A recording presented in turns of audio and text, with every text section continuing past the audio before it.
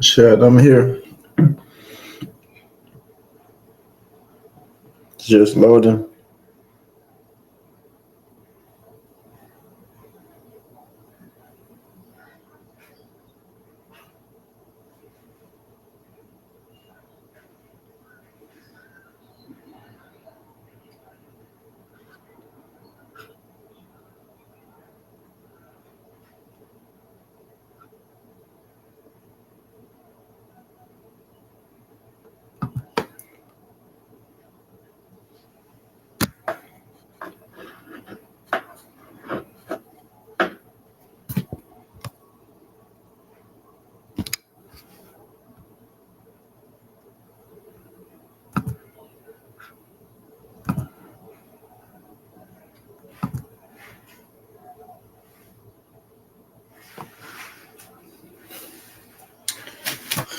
All right.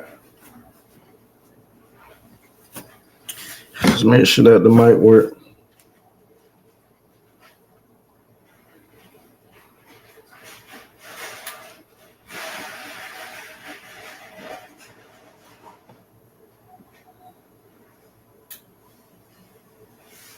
Wait, cause that's slow. Let's see if the mic work.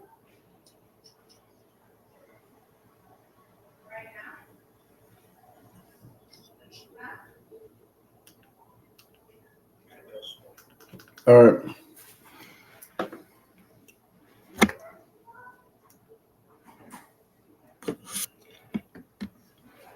Check the fit. Drivers education, cause I'm a good driver. What does it say on the back though? Instructor. Instructor. Cause I teach the courses.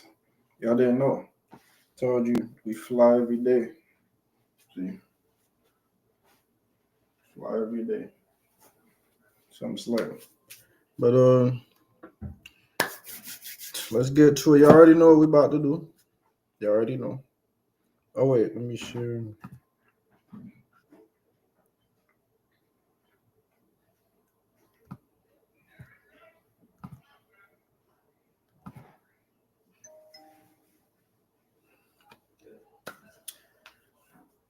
All right, you already know. I think we on day 3 today. It's day 3.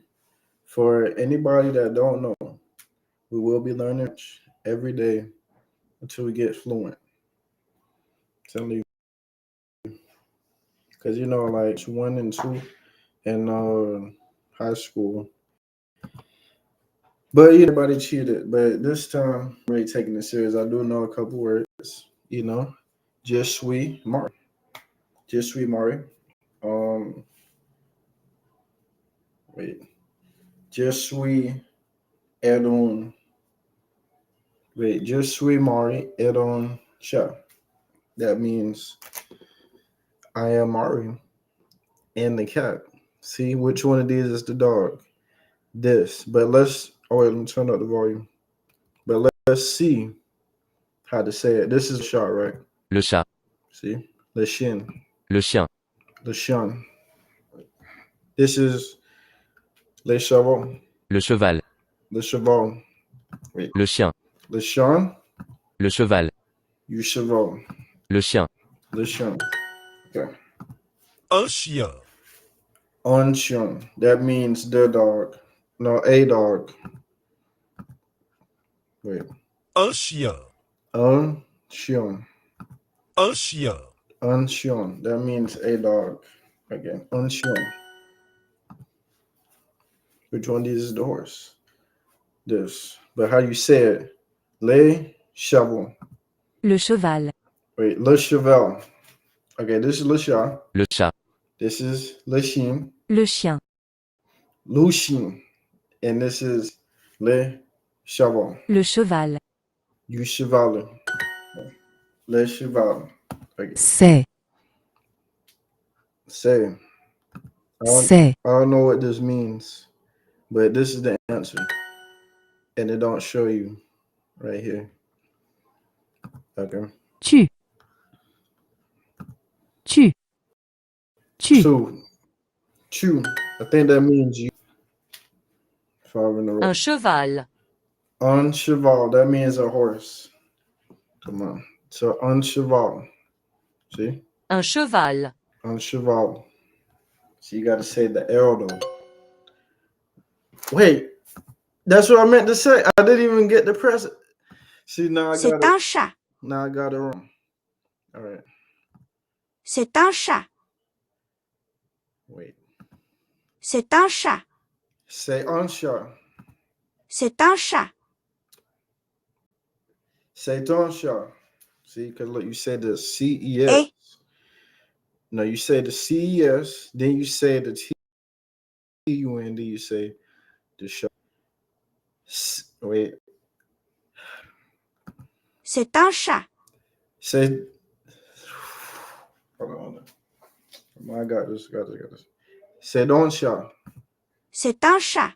Say ton chat. That means it's a cat.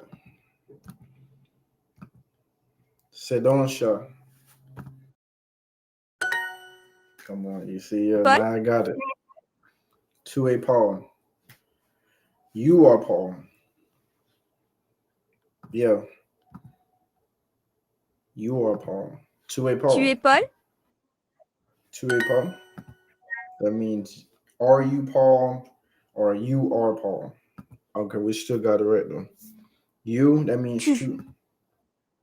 Yeah, you see it with the EW. C'est un cheval.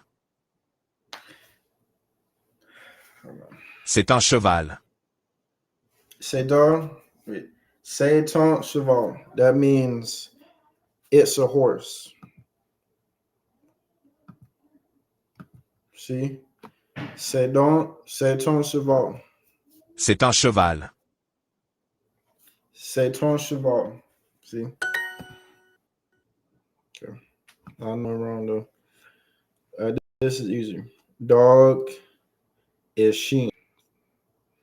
chien, Okay. Chien. The end is silent. So dog is chien. Horse is cheval. cheval, And is a. Et. Girl is fille. Wait, fille. Fille. Fille. Because you don't say the L, just fille. Boys, garçon. Come on. C'est un chien. All right. C'est ton chien. That means you. No. Ooh. No, it's not even you. It means it's a dog. See?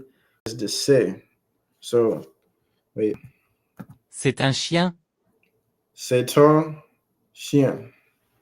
C'est un chien. C'est ton chien. Tu es Marc? To a Mark. That means, are you Mark? Tu es Marc. How? He did say the ET. He said the ET. So I got that wrong. Not doing good. See? Wait. Okay, because look, this means it. So now I figure it out. Oh, wait, hold on. Wait. Telling me that the whole time y'all couldn't even see me. Okay. See, this is why you always just gotta double check them.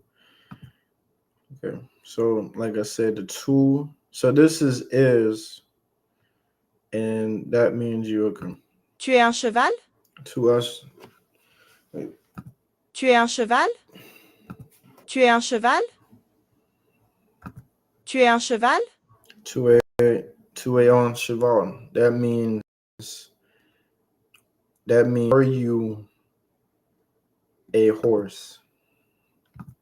That's easy. So to a on cheval, but you have to say it fast though. So to a on cheval. Tu es un cheval? Yeah, to a on cheval. See, come on. Telling you, because when I get fluent, it's over. I'm only gonna speak French, and y'all won't Tu es un understand me. chat? Y'all not gonna understand me. Tu es un chat. That means, are you a cat? So say it again. Tu es un chat. Tu es un chat. Tu es un chat. Tu es un chat? Tu es un chat. See? Are wait. Are you a cat? Let's make sure that this is right though, because we got the last one wrong. Double check. All right. Okay. Yeah, let's review the ones we missed. All right. See, this is how they get you. They want you to feel bad about yourself. Then they're showing you this. Let's just see so that Un you know. cheval. All right. On cheval. Wait, you can't. I can't say it in the American way. Un cheval. Un cheval. A horse. That's what I meant to say the first time. That didn't even let me do it. So un cheval, that means a horse. On chat, that means a cat. On shield, that means a Tu es dog. Marc? See? Two Tu. way. So listen to y'all listen to this. Listen to what he's saying. Tu es Marc? So Et you would think that Marc. he's saying this, right? The ET. But I picked the ET the last time and I was wrong. est Marc. So I think that's why, because ET, I think it's it.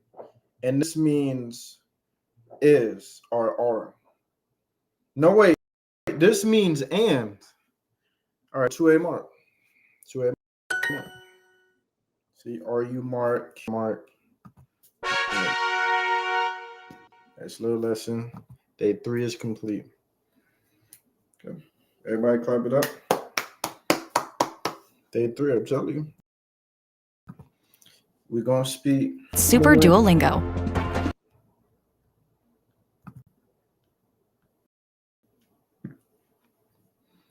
Yeah, try for 0. This is how they treat here. Try for 0, but then watch when then it's going to end up being like 50 a month or something.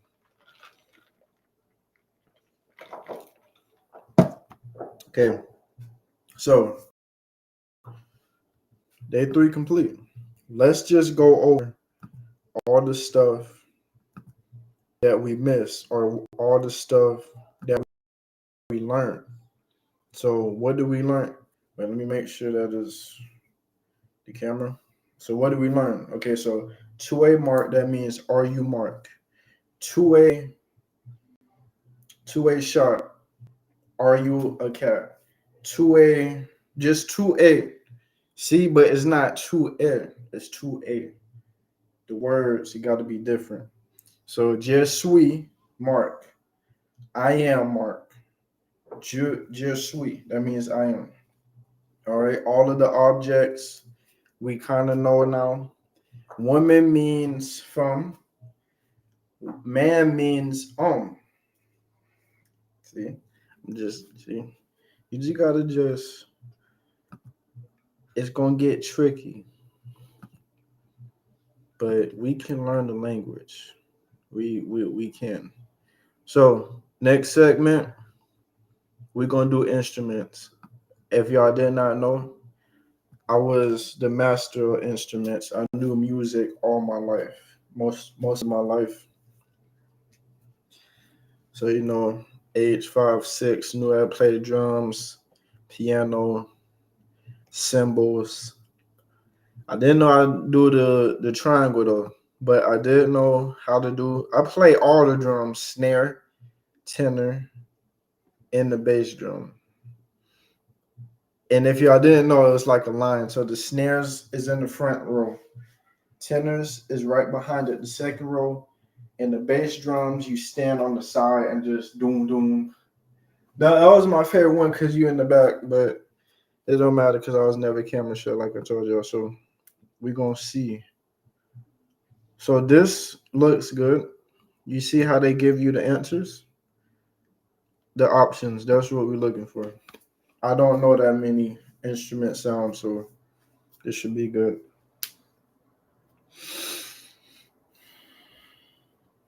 Y'all know what happened yesterday with the.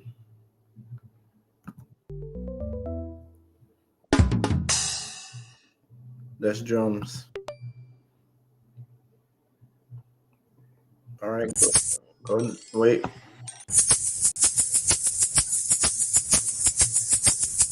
That's maracas. All right, that's getting annoying. Come on. Yeah, I knew how to play maracas too.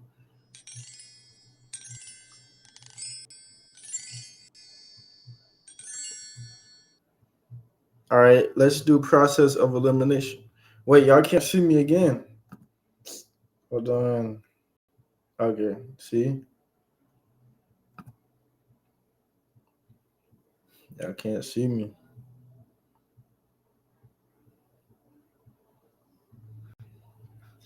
I don't know what's going on. Hey chat, just vibe with me, all right? Slow day today. Slow day today. Slow day today. Just vibe with me. All right. This sounds okay. Let's do process of elimination. We know it's not a drum. We know it's not a trumpet. It's not a guitar. It's not that. So it got to be the xylophone. Easy. All right. Yeah, they play this in the movies. They do. In those Western movies, real niggas know. They play that sound and then like the wind turbine, that roll. Yeah, we know. But what is this? It's guitar, right? Okay.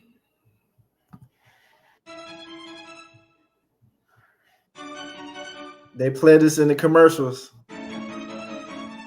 Um, I'm guessing the violin, right?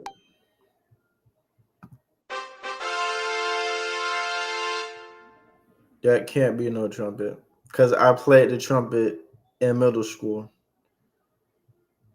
That don't sound like it. And then I knew how to read the notes too. Y'all didn't know. So it's like at the start of it, it's like a low sound, and then you go here, then you go here, then you go here. So it's like 1, 2, 3, 4. Y'all don't know how to read music though. That okay? This is a bit next.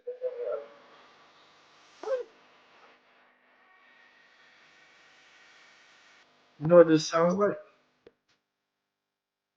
Look in the distance. Wait, let it play again. What's going on? See, just standing inside, just observing nature. And then the camera, the drone, 360 behind you, just like that. Y'all don't know. That's from Assassin's Creed, and I hope I don't. I hope this ain't copyright. YouTube, don't start it. All right, please. Come on. But actually, I don't know what this is. Though. I'm gonna guess the flute. All right.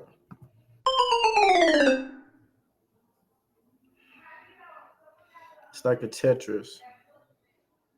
Um, it's not no. I guess it's. Hold on.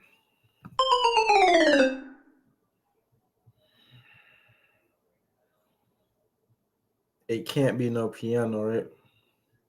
It's not a piano. It can't be. So it's this.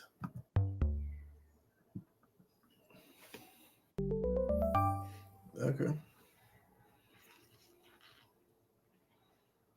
All right. But that was a bit too easy though. So now let's do another one. Oh wait, no. Wait, we can do like this. Like guess it. Like guess the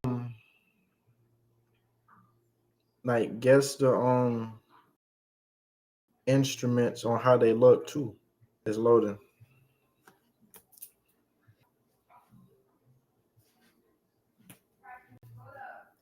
Still loading.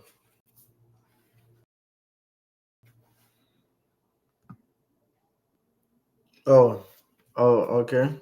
I didn't know that I had to scroll down. All right, all right. Yeah, I want me to read them. If you think you know musical instruments very well, then our guess the music instrument quiz is here to test your knowledge. I know 90%. Like, watch how I'm gonna ace this though, because it's too easy. This quiz challenges you to identify different instruments based on pictures. See, now we're doing pictures now instead of sounds. I don't know how the last one is piano though. You'll encounter a wide range of instruments from common ones like the guitar and piano to less familiar ones like the sitar and the acarni. Acarni. Acarna. Each question is crafted to enhance your musical literacy and appreciation, making it an excellent tool for both personal learning and classroom use.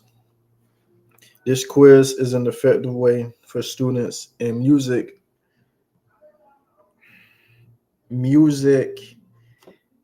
enthusiasts. See, I know how to read. You just sounded off. To reinforce their knowledge and discover new aspects of music. It's also structured to provide immediate feedback, helping you learn as you go. Sharpen your senses and prepare to challenge yourself. It's time to see how well you can identify these musical instruments. Let's get started. Let's get started. Okay. Now, it could be the cello. The cello, it could be. Let's just do process of. Actually, I don't know what this is, so we just gonna guess. These look very familiar, and they're giving us the answers. Look, you see how it says C, right?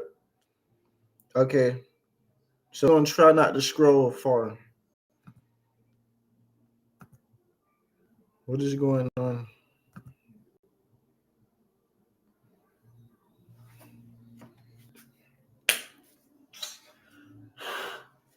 Just did that for no reason again. All right. This is a no. It's not an organ. A organ is like this or this. So it got to be the keyboard. I know I'm right. It's loading. Told you. Come on. All right, go to next.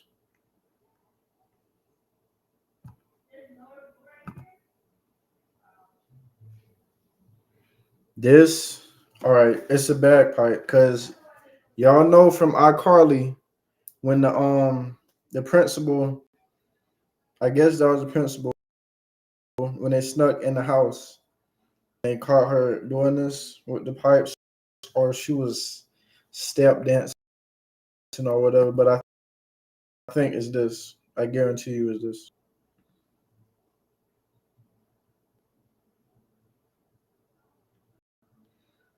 See, come on, we acing it. All right. I hope that they not give us the answer if we scroll all the way down there. All right. This is a harp. That's easy. You know, that's what the angels be playing. Like the actors be playing the angels. They be playing them. Because it's none of these. I'm 3 for 3. See, don't get mad because I'm getting these right. And now y'all think I'm cheating. I'm just too good. I just know. I told y'all no instruments. Now, if they would have said how it sounds, then yeah, that's different. Okay, now like we said earlier, I think remember it's this. Because remember when I was reading for no reason, right? I was reading for no reason, then I scrolled down and they gave us the answer. So it's, oh wait, hold on. Okay, so I guess that's wrong. All right, let's just make sure. No, it got 4 strings on it. It's not a. I know it's not a violin.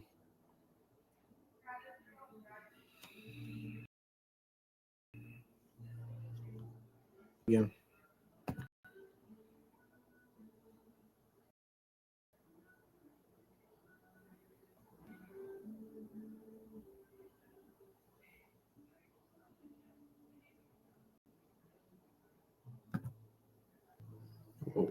what is going on? So it's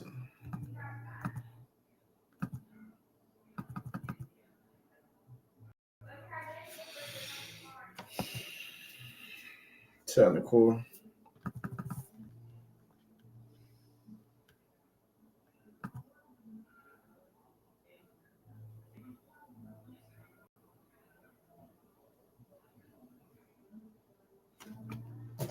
Technical difficulties.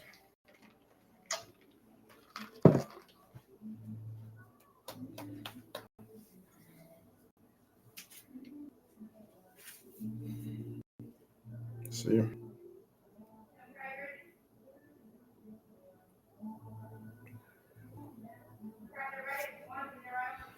Okay. So we can let's just try it again. But we're gonna do another one though. So we did that one and we did that one.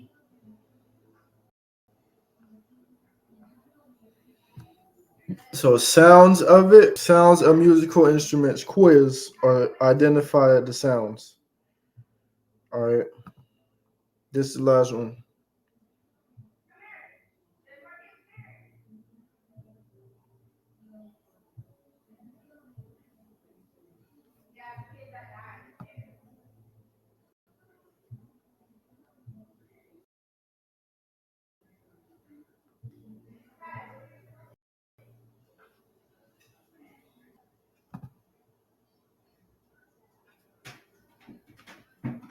I can't hear nothing.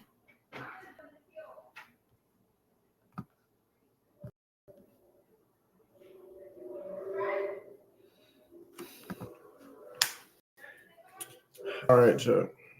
Let's just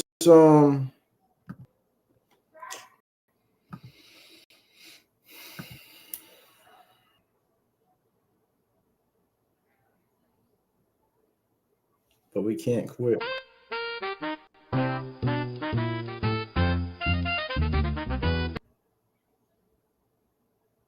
We can't quit. Yeah, so this is the last one. Cause I was just about to just say, all right, this next segment.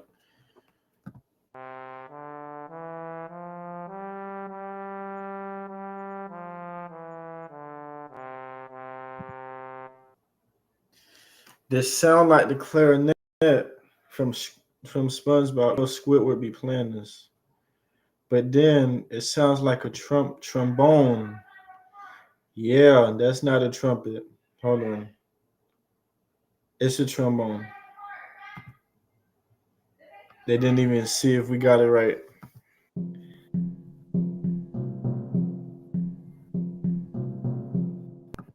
That's the bongo.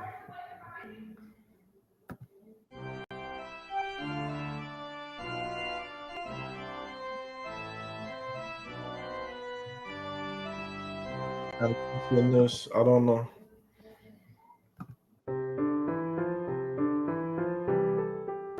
This is the piano.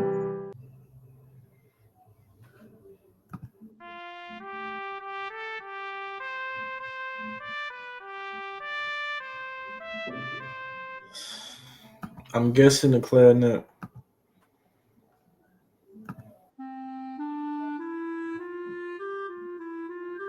No, this the clarinet.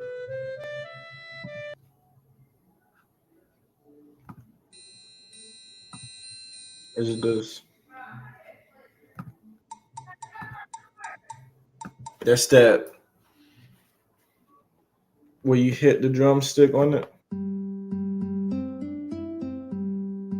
That's the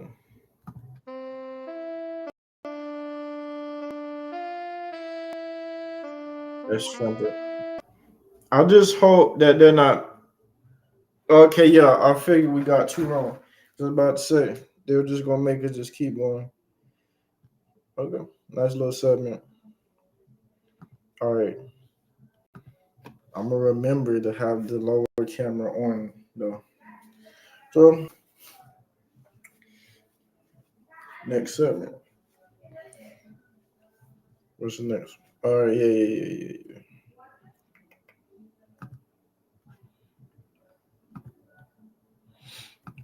Okay, we gonna do this one. We doing this one first. Gets in his car and heads to work. All right. Are we in? All right. It's 8:30 See, look. on a cold Tuesday. Okay.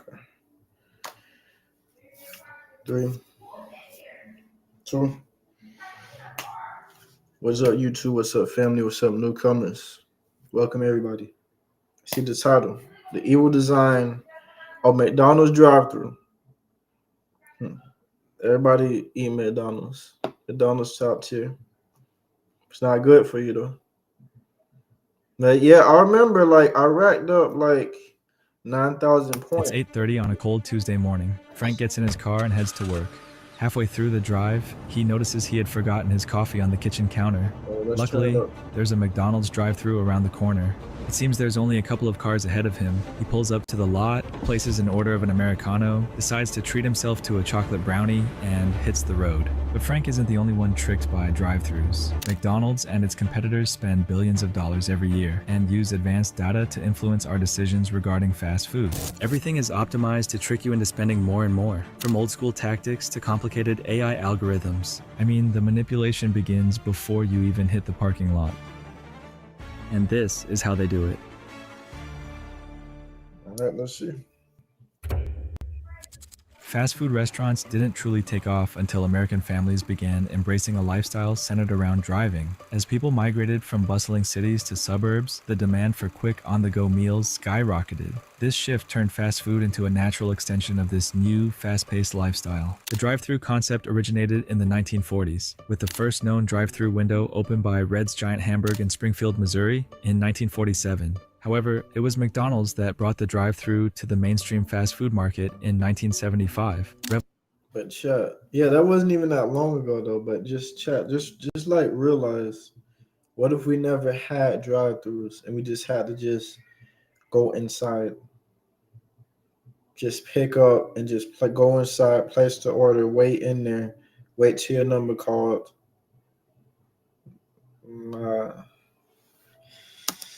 Revolutionizing the dining experience. McDonald's introduced the drive-thru to cater to customers who preferred quick service without leaving their vehicles, especially during the busy lunch hours. Initially, the drive-in was the go-to format for dining out. Think of those classic scenes from old movies featuring diners with waitresses gliding on roller skates, taking orders from the comfort of parked cars. The drive-in was more than just a meal. It was a social event, a popular destination for date nights and family gatherings. However, the introduction of the drive-thru marked a significant shift. Unlike the drive-in, the drive-thru was designed for speed and efficiency. No parking, no waiting, and no lingering. You simply ordered, picked up your food, and continued on your way. This innovation reflected the changing norms of American life, where convenience reigned supreme. Today, the drive-thru is not just a feature. It's a fundamental part of the fast food experience. A recent poll revealed that I guess, but it's not really, because you know, first off, it just depends where you go, right? You have to do research. Just think about it. If you going inside of Starbucks, right, you know everybody gonna be in there for a coffee. You know the line gonna be long. If you, rather than just going to Wendy's or something else, is not that packed. But even then, because remember, everything have a rush at different hours of the day. It's not always going to be morning. It's going to be morning or night or even in the afternoon. You're going to see a bunch of cars parked up right in front of you. Then you're like, okay, what's going on? I just ordered like a small fry or a medium fry with a high C. What's going on? But you got to realize they're only human. And bunch of orders just overflowing the screen. Do you know that beep noise that they be? You know the beep noise that's always going off, that Dun, dun, dun. 47% of Americans would refuse to patronize a fast food restaurant without a drive-thru. That's a staggering statistic. McDonald's says that their drive-thrus account for a whopping 70% or more of their total US revenue, but that's not simply the result of consumer demand or luck. The design behind drive-thru's success is much deeper than it looks. Let's look at how you get pulled in from a design standpoint. The first thing that brings in customers into any business is attention. These fast food chains are well aware of that. That's why attention-grabbing elements are heavily used on the side of the roads or highways, all in saturated bright colors contrasting with the scenery. Your eyes can't simply escape them while driving. But what happens when you decide to take that right to get you a McDouble? Drive-thrus are designed into zones, and each zone is optimized to influence your decision-making. Get a final expert review before you file at no extra charge with TurboTax Live Assisted. So this is you pulling up to the entry zone. That first part where you're making your way from the street to the ordering point. Fast food spots lay out everything in their parking lots to make sure you know exactly where to go. This is the thing right here. Nobody don't go on the right side with McDonald's. I don't know another place that got two ways. But nobody don't go on this side. That doesn't make any. Oh yeah, Chick-fil-A too. They got the divided two-way. Nobody. There's no point of going here because think about it. There's more driving to do. Doom, order, doom. And they not. Whoever's in here, they're not gonna let you go in front. So that's why it's better just to go here. Then you can already just do that, unless here they order it before you, but nobody don't go on the right side. Signs and arrows guiding your way. There's no room for confusion. It might seem like a small detail, but it's all about removing any bumps in the road that could slow you down. In behavioral science, it's called friction, and the less friction, the more likely you are to grab that burger. Drive-thrus don't want you to think about making a decision. Instead, they do the decision making for you. Moving on to the next zone of the drive-thru layout. This is where most of the magic happens. The first tactic they use nowadays is the dual-lane pre-order zone, which simply splits the waiting line in two. This is made purposefully for two main reasons. The first reason is to give you an illusion that the waiting line is shorter than it actually is. In fact, in most drive-thrus, there's only one person taking orders from both lines, but the lane split kind of manipulates you into thinking the waiting time is going to be cut in half, when it's clearly not the case. And the weird thing is, even if you already know about it, you're still going to be subconsciously falling for it. The other smart thing about the dual lane pre-order zone is that it makes sure the line doesn't creep out onto the main road, which could ultimately block traffic, and most importantly, eliminate any discouraged drivers from pulling up to the drive-thru and reconsider your decision to get food. Something drive-thru joints definitely don't want you to do. This may seem insignificant, but data shows otherwise. The more the driver taps in on impulsive behavior, the more drive-thru visits people make. Now, once you're blocked by the cars behind and in front of you, the second main reason kicks in. This is when things get interesting. For drive-thrus, the pre-order zone is basically an advertisement zone. This is where they try to influence you into buying more stuff. Just like they use the illusion of convenience to lure you in, here they pull the novelty illusion on you. How? Well, it's both genius and simple. When you're stuck in the pre-order zone waiting to place an order, you're more likely to look around out your window while thinking about what you'll be ordering in a minute. Cap, nobody don't do that. I already know what I want. Number 7. Is that number 7 or number 9? I think it's number 7. Fanta orange. Now this is a debate. The Fanta orange is way better than the Sprite from McDonald's. Real niggas know that. And on top of that, just make sure that you ask for the condiments. They're not gonna put it in there. They're just gonna hand you the bag and just still stare at you till you walk off. But just check the backs. 99%. A minute. Those moments or minutes are extremely important to fast food companies. That's when you're most vulnerable to impulsive behavior and indecisiveness. And there's nothing drive-thrus love more than an impulsive buyer with money in his hands. So here's the deal. Fast food joints slap up all kinds of signage in the drive-thru to catch your eye with new and exciting menu items. And there's a good reason for this. We're all pretty much hardwired to love novelty, just like we do with convenience. It's called novelty bias, and it means that our brains get super excited by new and shiny things. When you see something fresh and different, your brain releases dopamine. So while you might just cruise past a boring ad for a regular hamburger, if a new, fun item pops up, you're way more likely to take notice. I mean, I guess Like I tried the chicken Big Mac. It was just a chicken Big Mac. The chicken tastes like a chicken nugget. That was 4 out of 10. Just keep the normal Big Mac. I did not try nothing else. Did never tried Travis Scott. Never tried Angel Reese. Never tried whoever else collab.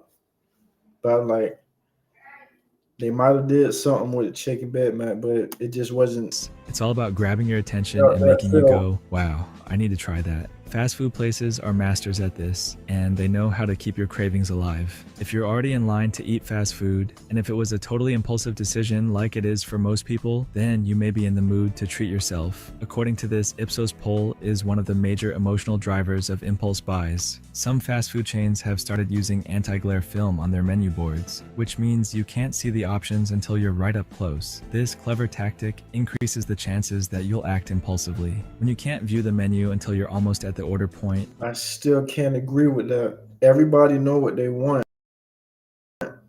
We're humans. We don't try nothing new. We always get the same. Even if a restaurant, if you get steak all the time, you're more 99% of the time you're gonna get steak. You're not gonna try nothing else. Always get number 7. I don't you're get the forced to make quick nuggets. decisions or risk holding up the line. This sense Yeah, of urgency is yeah, and quick. He is right. Cause then guess what? Then you don't know what you gonna pick. Then you're gonna end up stuttering. You're like, okay, wait, hold on. I might want the quarter pounder today, but wait though, since I just pulled up in, now I might change my mind to the McNuggets. is a See, yeah, powerful he is behavioral right on that trigger. one. Studies show that when things feel urgent, you're much more likely to make impulsive choices rather than think them through. If you're sitting in line, calmly considering your options, you're engaging in what's called System 2 thinking, which is more rational and thought out. But when urgency kicks in, you switch to System 1 thinking, which is Yeah, more about quick, instinctive decisions. yeah, This okay. shift significantly increases the likelihood that you'll add extra items to your order. Now you know what he's saying though. Give me 1 to 2 weeks, and I'll show you how you can start your own successful Everybody not trying to hear that. Now moving on to the next phase of the drive-through layout, the order zone. This is when customers make their orders relying on menu boards. Before the technical revolution we've witnessed in the last decade, menus were boring printed sheets with no visual representation of the items. But that meant customers were more likely to stick to familiar territory and order items that they'd already tried before, which meant less order values for the franchise. Of course, a change had to be made. In 2019, McDonald's invested $6 billion in digital signage across its drive-thrus. Of course, the reason behind such a huge investment wasn't just aesthetics. Digital menus meant more influence on your behavior, and that is done through 2 main tactics. The first one being the ability to give customers an overly perfected visualization of the item, to the point where the image on the menu couldn't be further from reality, making the product look more appealing than it actually is. And Yep, that's the trick. What they always do, and that's just all commercials. They're smart though. They are smart, cause if you order a hamburger or a cheeseburger, it's gonna get flat. It's gonna be flat, right? It's already gonna be flat already. Then they always gonna put like they're gonna put 2 pickles on there. It's not fresh. It's gonna be the ones that's out all day, and then the dried up onions and the ketchup and mustard. even though we all know this, our subconscious mind never fails to believe the trick. The other psychological trick used with digital menus is the same trick used by magicians, where you think you chose the card you wanted, but in reality, they influenced you into choosing the card they want you to pick. Somehow our brains are wired to choose the first option presented to us. In behavioral science, this is called the primacy effect. But what's the first option in a long digital board? Well, in this case, the first option is the one closer to customers, meaning items placed on our eye level. Besides the psychology tricks, digital menus allow fast food chains to customize the layout, messaging, and winning items on any given day. In the first year of implementing the digital boards, McDonald's had a 5% increase in revenue. That's not a small number at all. And if you thought this is a lot, the future of digital menus is even scarier. With the explosion of AI in recent years, digital menu screens are now more capable of influencing your behavior than ever. And that's through a technology called AI suggestive selling. In 2019, McDonald's bought a $300 million company company specializing in this particular technology. That's the biggest McDonald's acquisition in the last 20 years. That in itself is quite telling of the potential of digital screens controlled by AI. Currently, this technology is being used to predict the best-selling items according to traffic, dates, and regional parameters. The items known to sell more on a particular day and location would be shown on the menu boards, but in the future, experts believe that this technology could be able to show a different menu for each customer following their order history, preferences, and patterns, using a combination of facial recognition and license plate readers. And if that's the case, be prepared to invest in a ski mask and a removable license plate. Just kidding. Just keep these tactics in mind next time you pull up to a drive-thru. Subscribe, and we'll see you on. Very good video.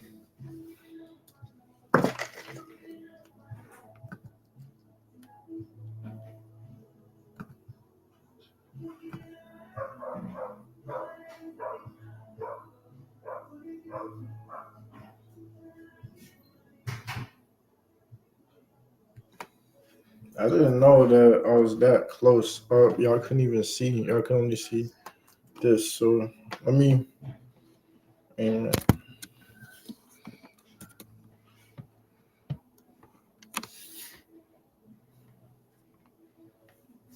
all right.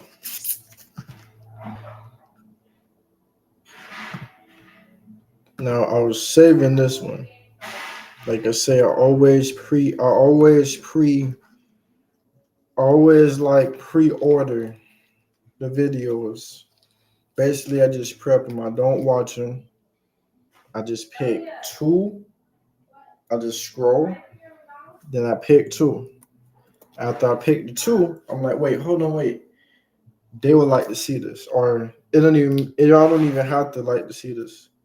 I want to react to this, so that's why. And as you can see, I didn't watch it. I'm gonna just got you. What's up, YouTube? What's up, family? You know, I don't know. What's up, YouTube? What's up, family? What's up, newcomers?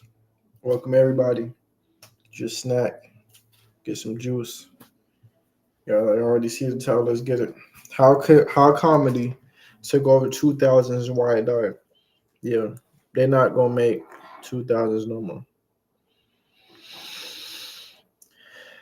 Nice era. The 2000s were arguably the last great decade for the comedy genre, but it wasn't just a decade where comedy started to fizzle out. No, quite opposite actually. The 2000s brought us some of the most iconic comedies we still talk about today on a regular basis. In this video, we're going to talk about how comedy took over the 2000s, from the events that sparked its prominence, to some of the biggest names in the genre, to how it contributed to the second golden age of television, to its downfall. We'll talk about it all. But wait, stop. Before you go into the comments and write about how the 2000s are not the best decade of comedy, that's not what we're saying. We're just saying that comedy took over that decade. It's become really clear to us from our Movie Feel series that people have very differing opinions on which decade is the best for movies. I like 2010. Movies are very subjective, and comedies are probably one of the most subjective genres out there because of how different everyone's sense of humor is and how varying a target audience for a comedy can be. Nostalgia plays a big part in what people consider to be the best, and comedy is very much a genre that depends on the time period each movie was made in, because of how it references certain things from that time period. This is why generations will often disagree on what makes a good comedy. But even though comedies were very popular in past decades and have been a staple of the film industry since the very beginning, the 2000s were the decade where they took over. Other than superhero movies, name one genre that was more prevalent during the 2000s than comedy. And even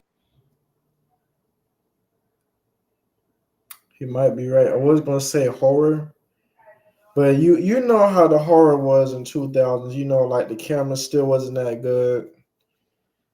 But yeah, I think he's if you right. think about some of your favorite movies from the decade, there's probably a comedy or two that come to mind. But why did they become so popular? Well, the 2000s were the decade that pushed society into the modern age. An age where terrorism, financial fears, and the negative effects of social media became a regular conversation. And when times are tough or scary, people often turn to some form of escapism, usually in the form of movies. And what better genre of movie to help everyone get their minds off of all the scary things going on than comedy? Before the turn of the millennium, we were already hearing a ton about Y2K, which was basically predicting the fall of anything computer related because computers wouldn't be able to handle the millennium date change. Fortunately, this didn't happen, but later on in October 2000, we were smack dab in the middle of a stock market downturn known as the dot-com bubble burst. The dot-com bubble started in the late 1990s and imploded in October of 2000. This resulted in many online companies going bust, with lots of investors losing huge sums of money. And if that wasn't bad enough, on September 11th, 2001, the world witnessed one of the most horrific acts of terror we've ever seen. An act that made an entire nation feel unsafe. This wasn't another attack in some far out country that we just heard about on the news and the general public didn't make much of, which is problematic in its own right, but no, this was an attack that was close to home. And I'm not even from the US. I'm Canadian and I was 8 years old when 9/11 happened, and even I still remember that day very vividly. A few years later in 2003, the US would declare war against Iraq. Then in 2004, there was the Boxing Day tsunami in Indonesia, which resulted in about 230,000 casualties. Then in 2005, there was Hurricane Katrina, and all of this happened before we even got to the 2008 global financial downturn. Hopefully I painted the picture well enough, but the 2000s were pretty shitty, and people really needed an escape, and comedies were great for that. The 2000s were also an interesting time because they were the decade where social media exploded with the likes of MySpace, Facebook, and YouTube. The irony of social media in this situation is that it had a big part to play in why comedy was so popular during the 2000s, but it also had a part to play in its downfall in later years. But we'll talk about that in a later section. Social media took the term word of mouth to a whole new level. Memes, parodies, and references to movies could spread like wildfire because of the viral nature that sometimes comes with social media. We still see this today. Think of how big a part social media had to play in the success of both Barbie and Oppenheimer. I don't think these films would have been the OPN here. Never watched it. As big as they were if it weren't for social media and the entire Barbenheimer trend/meme. Many of the big name actors and directors we still talk about today saw their rise in the 2000s because of the comedy genre. Seth Rogen, Jonah Hill, James Franco, Judd Apatow, Adam McKay, Ben Stiller, Danny McBride, Will Ferrell, John C. Reilly, Craig Robinson, Steve Carell, Jack Black, and Sacha Baron Cohen are some of the most prominent actors and directors that got their up and coming because of the comedy genre during the 2000s. Some of these people were already active before, but they exploded during this decade because of the great movies that they were a part of. Many of them, such as Jonah Hill, Seth Rogen, and James Franco, have since branched out from the comedy genre and have even been responsible for their own projects. The three biggest directors in comedies from the 2000s were Ben Stiller, Adam McKay, and Judd Apatow. These three guys were making hit after hit, and even though some of them were completely over the top like Tropic Thunder and sometimes stupid and absurd like Zoolander, they all had a charm to them that these days doesn't seem to resonate. In preparation for this video, I rewatched Tropic Thunder and Zoolander and was sometimes so surprised by their sheer stupidity that I was laughing at that more than the jokes, but I really enjoyed the movies and found myself quoting them on a regular basis. Merman. Merman from Zoolander, or the I don't read the script reads me from Tropic Thunder. Both of these films were directed, co-written, and produced by Ben Stiller. Stiller also produced Starsky and Hutch, Dodgeball, A True Underdog Story, Tenacious D, In the Pick of Destiny, and Blades of Glory during that decade. All of these were pretty decent and memorable films. During the 2000s, we also had Adam McKay directing and co-writing Step Brothers, Anchorman, The Legend of Ron Burgundy, and Talladega Nights, The Ballad of Ricky Bobby. All three of these movies. Shout out Will Ferrell. That's a trilogy. Like these three, this a 10. Like I'm just basing off nostalgia. I ain't gonna say 10 out of 10, but this is like a 8. Well, actually, you know what? Yeah, this is a 10 out of 10. This is a good one. This is 9 out of 10. This is a 10 out of 10. This is just for me because I'm just doing this off nostalgia. Ricky Bobby.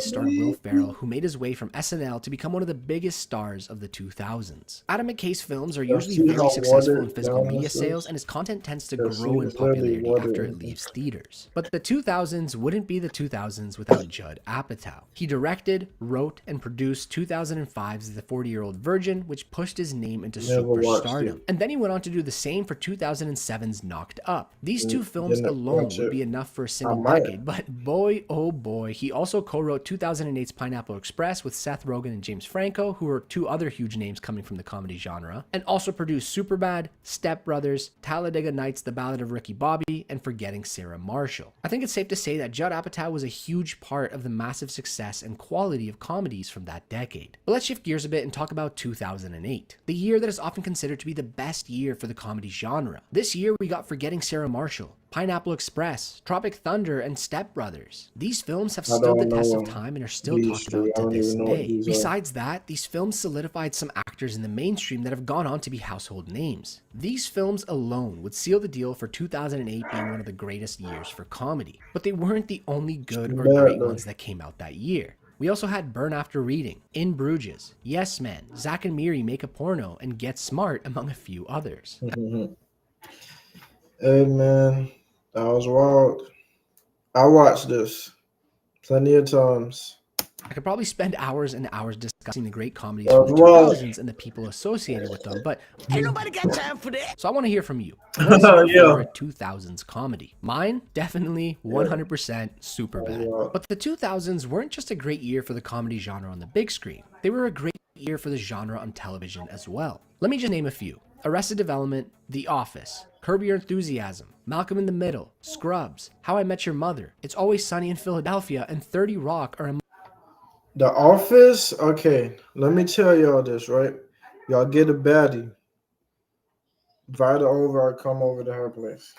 Watch The Office. If not, Nat Geo Wild. These are the two. If not, you can watch like a semi-funny movie, but not really funny. Cause you know they love Law and Order, or what's that other one? Grey's Anatomy. They love that, but it's not what they love. Make them watch The Office, or another one that I just forgot what I just was saying. Yeah, or Nat Geo Wild. But even not, no. Let them watch like a TV show. But I'm just trying to think like, they kind of do like cartoons though. That's their inner child. So you can put on Shrek. Nobody not going to turn off Shrek. If not, Ratatouille. But turn on The Office. Next, Malcolm in the Middle. I used to love that, watching that when I was like 7, 8 years old.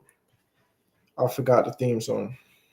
among a few of the TV shows that dominated the decade. This decade was part Yeah, of I the second forgot golden it. age of television that most claim It to have been might. started by The Sopranos, which aired in It's gonna come back. 1999. And it's funny It's because gonna- most of the time when you think of the golden age of TV, you think of more serious shows like Sopranos, Breaking Bad, and Game of Thrones. And sitcoms tend to fall under the radar even though they play just as big a part as the others. There's a great article on Collider about the most popular TV shows of the 2000s where they say, although they weren't as polished and cinematic as they are today, they elude I'm reading certain his nostalgic lips, and what he was comforting saying. elements that are not so present in today's sitcoms and television programs. And I agree. There is a certain feeling of comfort in the shows from back then that doesn't seem to exist today. Even before the 2000s, with shows like Seinfeld and Friends, there was a much more comfortable, less produced feel to them than what we get today.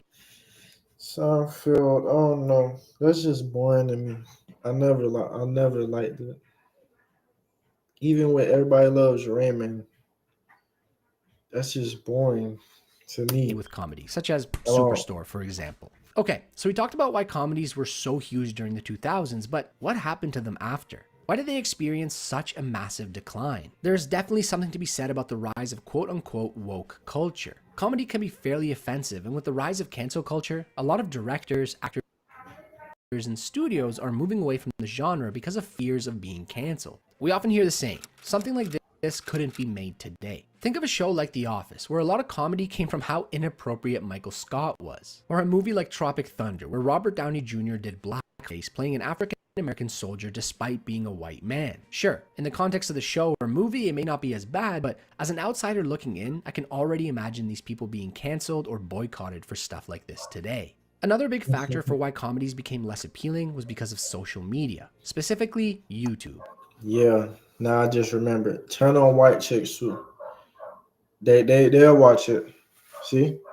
Comedy is saying. very subjective and people have different telling you. tastes. With the rise of YouTube and the at-home content creator, comedy became a big genre for the platform, especially in the early days. You can now follow different creators that appeal to your specific sense of humor. You would get fairly regular videos and could feel more connected with the creator than what you'd get from other forms of media. But with all that said, the biggest reason comedies have experienced a downfall was because the 2000s were the last decades where studios weren't afraid of experimenting or taking risks. In the past, they cared less about making a huge hit that would 10x their investment at the box office, and instead were okay with movies that simply made a much smaller but still pretty good profit. And that's because the 2000s were still a time where the post-theater physical media sales such as DVDs and Blu-rays were a huge moneymaker for studios. A lot of the movies we talked about in this video had really great post-theater physical media runs, and some even became bigger after they left theaters. For example, Napoleon Dynamite made bank at the box office, bringing in $44 million on a budget of only $400,000. But it basically went on to double its earnings within the next year from DVD sales. Or Tropic Thunder, which made a very impressive $110 million at the box office, but went on to make another $52 million in physical sales. Compare these numbers to 2016's The Nice Guys. The movie didn't do well at the box office, bringing in only $59.5 million and then only $6.4 million in physical media sales. And it's not because it wasn't good. The movie did well with critics and audiences alike and even had some big names attached to it. We have an entire video about the death of mid-budget movies where we go into much more. Well, yeah, the thing is, right? I was gonna say like Rotten Tomatoes don't really know what they be on, but I guess they're right because they rated like all the hood classics like a 26%, but that's wrong though. We know in our hearts that's like it's a hood classic, it's a 10 out of 10. Now you know they rated the Black Phone. If y'all didn't watch the Black Phone is a great movie. It's like an 8, 9 out of 10. I don't know if they made a second one. Much more detail about this if you want to check it out. But just know that the comedy genre was hit really hard by this collapse in physical media sales, because these days studios rely on the box office to make their money back, so they are less willing to take risks. So what's next for comedy? Despite how negative we sound in this video, there is a glimmer of hope for the genre. Comedy isn't dead. It's just evolved to be something else. It's regularly intertwined in other larger Hollywood initiatives. Think about most of the superhero movies out there. Sure, they're actually.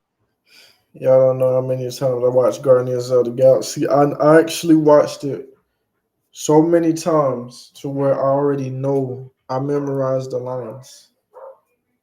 Because I just kept watching it, and it wasn't even me. Because in high school, when you're done with your work, or like when it's the end of the year and you're about to do whatever, they just grade in a bunch of papers, and you just be on your phone. They don't care what you do. Just be in the class and take attendance. They're just gonna put on the movie. They always play this or the Thor Ragnarok. Action-packed with lots of epic moments, but throughout their entirety, they are filled with comedic undertones. Whether it's from a certain slapstick event during battles or the quippy one-liners, these movies are pretty funny and can make an audience laugh. This isn't anything new, but it's something we've embraced and come to expect more and more in recent years. You go into most Marvel movies expecting a few laughs, and that might be enough to scratch that comedy itch. This year, we also got Barbie. It's a great film that at its heart is an adventure comedy that reminds me of the decades of old and gives me that glimmer of hope. But whether it's dead or whether it's evolving, there is no question that today's comedies are very different from the ones in the 2000s. Comedy has always been a huge part of the film industry, but it took over the 2000s, and then it had a huge downfall almost immediately after that. But we want to hear from you. What are your thoughts on all of this? My thoughts.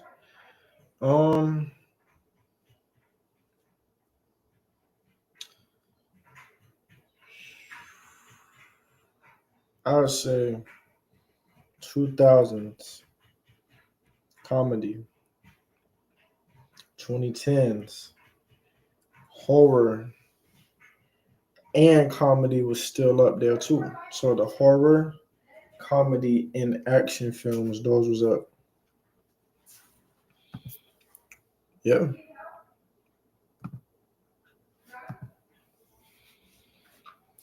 Yep. The moment y'all all been waiting for. And what's crazy is was crazy. Every time I can't see the chat on here on the other phone.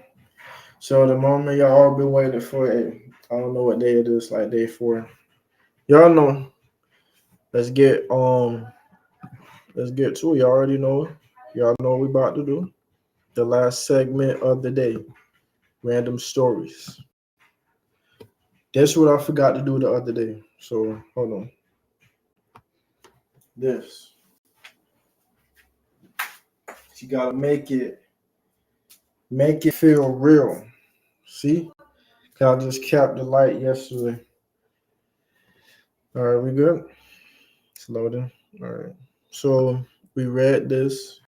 We read that. We read that. That. That. That. I think we ran. Yeah, we read this. All right.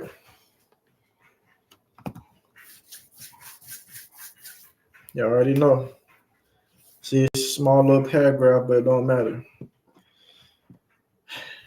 Random stories, naive description, 9429. Please blow this up so it makes a change. Okay, so I live in Muscat, Oman, and here the main bank is Bank Muscat. Recently, a transaction worth 900 real, which is $2,300, was made by somebody who isn't my dad from my dad's account. My dad tried to get the money back, but to no avail. I guess no availability.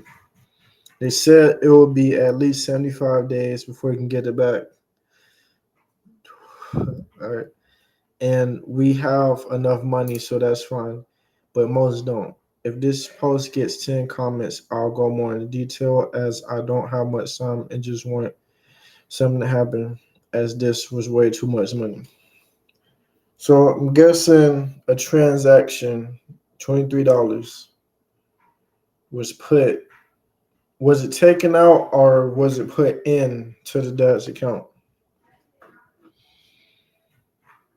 It was made by somebody. Okay. I don't know. I I don't even know what the story was saying. All right. So let's see. Ladders. How did my friend forget sheesh. Wait. Okay, did my friend forget sheesh? So how do I start? So I'm a young female and my friend is too. Heartbreakingly enough, she told me she s. What is this word supposed to bleep out? I don't. What does sh mean though?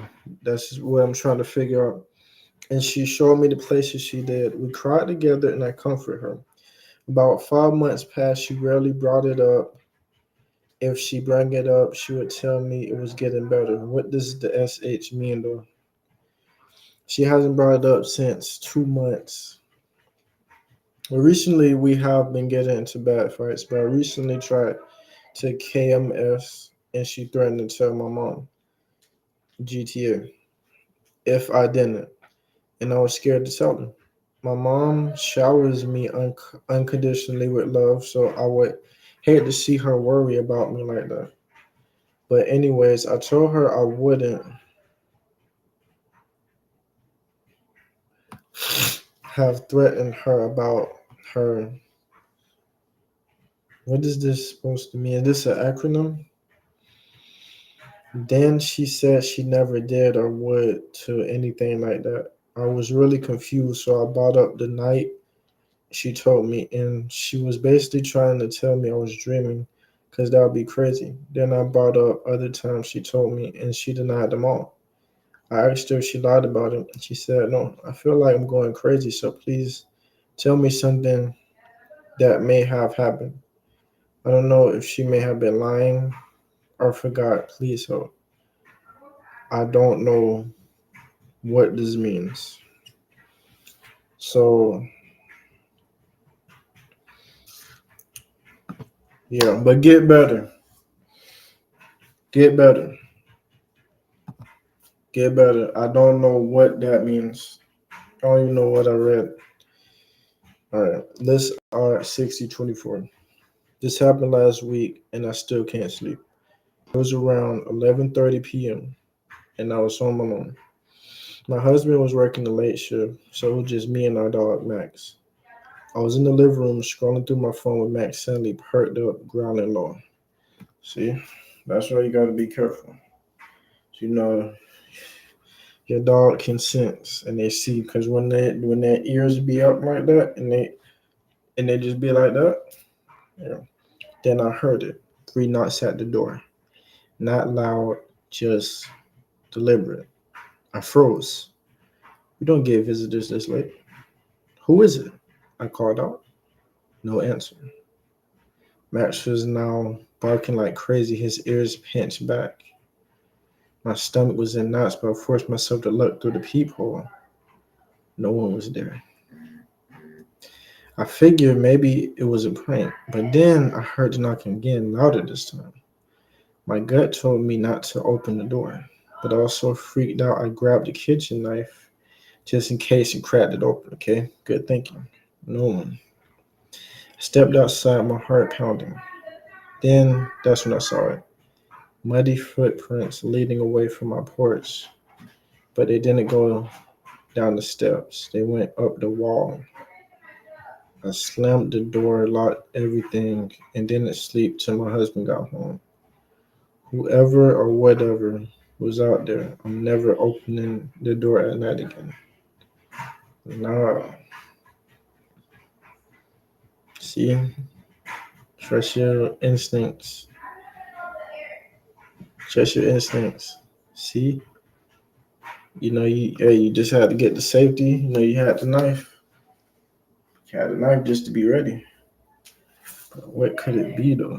Then the footstep just went up the wall. Okay. Okay. Okay. Weird story from a bit ago. I don't really know if I should mark this with NSW, with NSFW. Oops. Anyway, with that said, story time. So I was at my friend's house. We had some other people there. We were just playing truth or dare as some college boys do. And we have a joke about me liking the taste of blood. So as a dare, my friend cut his finger and dares me to drink it. So I do, and I didn't think much of it as the time. But as the night goes on, he did something I wasn't expecting. He took the same knife he cut his finger and cuts his neck a bit, and again dares me to drink it. So as I walk up to him, he tells me, wait. And so I stop. He tells me I have to cuddle up on him and drink it. And I didn't know what to say after he said that because he isn't gay like me. But I said fine to it. And looking back at the pic, I found out he was from me being cuddled up on him. Yeah, weird story. Weird story, real story. Hey, you are who you are. You are who you are. You are who you are. But that's just crazy though. I'm just telling you like this. If you tell me to do that, it's literally over for both of us in GTA. So just GT. This will be the last one.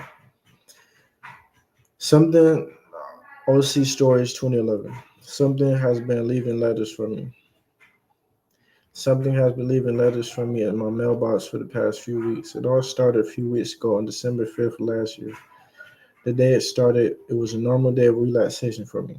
After it snowed heavily the night before, I was relaxing on my couch when I heard the mailbox slam shut. So probably the mailman, mail lady, they having a rough day. But it wasn't normal for the mailman to be delivering mail this early in the morning. So I decided to check it out. When I opened my mailbox, there was one small black envelope when I found suspicious. But I was curious on what was in the envelope. So I brought it inside with me.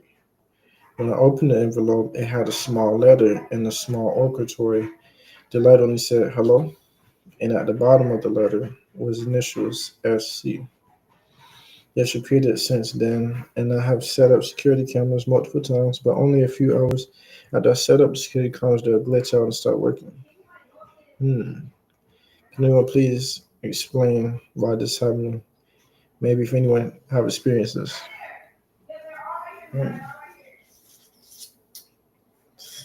Just move. Just move or be guarded at all times.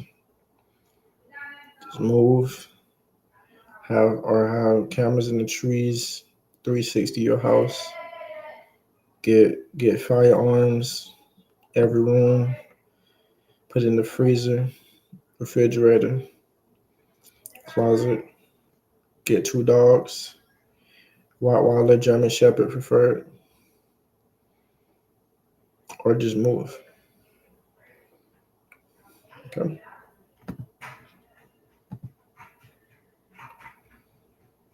Okay.